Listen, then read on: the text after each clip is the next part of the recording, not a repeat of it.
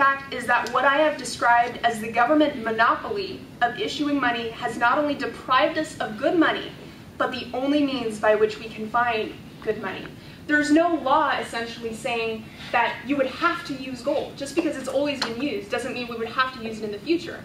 So what Hayek was talking about was the people's freedom to choose what the best money was, just like any other product. Summarized by an economist by the name of Murray Rothbard. He said, it's important to realize that gold and silver are very international commodities, and that therefore when not prohibited by government decree through something like legal tender laws, the foreign coins are perfectly capable of serving as standard monies.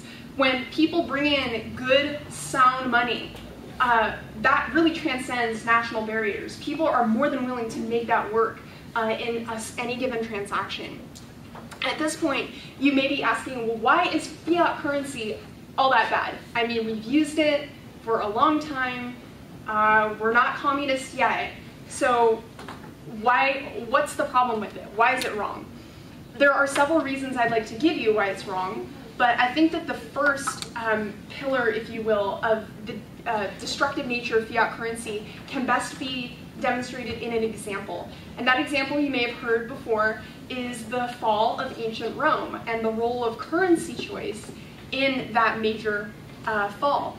Now, it's important to realize that fiat currency, remember how we talked about how inherently dollars are simply IOUs, they don't have intrinsic value in and of themselves, they're just meant to remind you that you can go and get value someplace else in the form of precious metals. Well, when we print more fiat currency, it's been referred to as the hidden tax.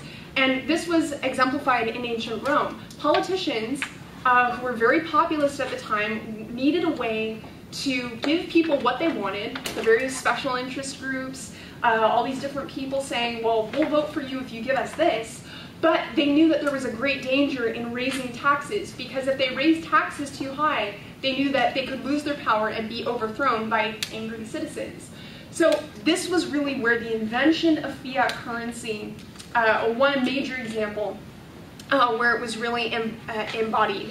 Now, the way that they did this was by debasing the gold and silver that they already had. At the time, they were using the denarius, and the first way that they did